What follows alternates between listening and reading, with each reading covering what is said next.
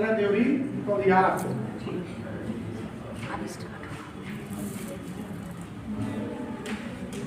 मंच पे उपस्थित विनायक मंडल और अपने शिक्षक साथी को ये कहानी है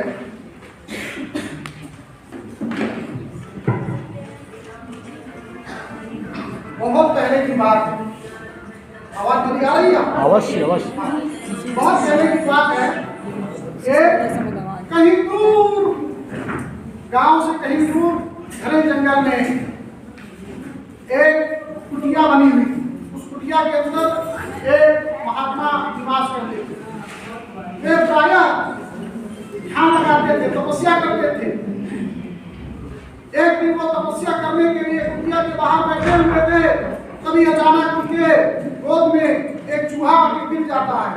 उनका ध्यान भंग हो जाता है। उन्होंने देखा चूहा घायल है, चूहा भूखा है। उन्होंने बड़े प्यार से उस चूहे को सहलाया और उसका इलाज किया और उसको भोजन दिया। वो चूहा एक कौवे की चोट से गिरा हुआ था। इसके बाद वह चूहा स्वतंत्र पूर्वक वह आश्रम के अंदर रहने लगा। एक दिन क्या होता है, वह चूहा दौड़ता हुआ आता है और पुनः साधु के महात्मा के गोद में आकर बैठ जाता है। साधु ने देखा क्या हुआ, उन्होंने देखा एक बिल्ली जो चूहे को दौड़ाई थी, इस वजह से चूहा आके पुनः साधु की गोद में बैठ जाता है। उन्होंने कहा तुम्हें बिल्ली से डर लग रहा है, चलो मैं तुम्हें बिल्ली से भय मुक्त कर देता हूँ, चलो विडाला भव, अर्थात बिल्ली बन जाओ। वह चूहा बिल्ली बन जाता है, उसको बिल्ली का कोई भय नहीं रहता। धीरे धीरे कालांतर में वह वहाँ स्वतंत्रता पुनः निवास करता है। लेकिन एक दिन क्या होता है, वह बिल्ली को एक कुत्ता दौड़ा लेता है। वो भाग करके आता है और महात्मा के पास खड़ा हो जाता है और अपनी जान बचाने की प्रार्थना करता है। तो महात्मा कहते हैं बताओ भाई तुम्हें क्या कुत्ते से भी डर लग रहा है? बिल्ली से? बिल्ली ने कहा हाँ महाराज मुझे कुत्ते से डर लग रहा है, चलो स्वाना भव, तुम कुत्ता बन जाओ, अब तुम्हें कुत्ते का भय नहीं रहेगा। लेकिन जैसा कि बच्चों हम जानते हैं कि इस दुनिया में हमसे कोई न कोई मजबूत है। कोई भी जानवर तब निरपेक्ष रूप से मजबूत नहीं सकता, उससे कोई न कोई जानवर या व्यक्ति मजबूत रहता है। इसी क्रम में जो कुत्ता था एक दिन उसको शेर ने दौड़ा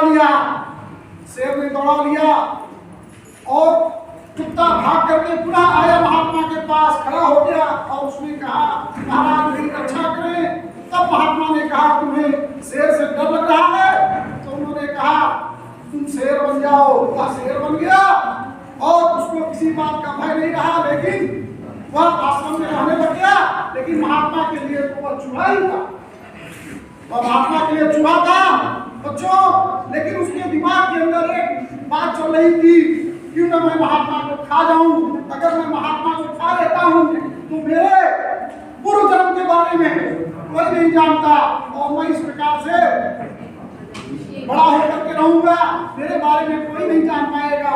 वह जैसे ही महात्मा को खाने के लिए आगे बढ़ता है, वह सोचता है महात्मा चूंकि अंतर्यामी थे, सर्वज्ञ थे, उन्होंने उसके एक्टिविटी को तुरंत भाप लिया और भाप करके कहा कि जाओ पुनः मूसक भव, तुम दोबारा से चूहा बन जाओ, जैसे पहले थे वैसे बन जाओ।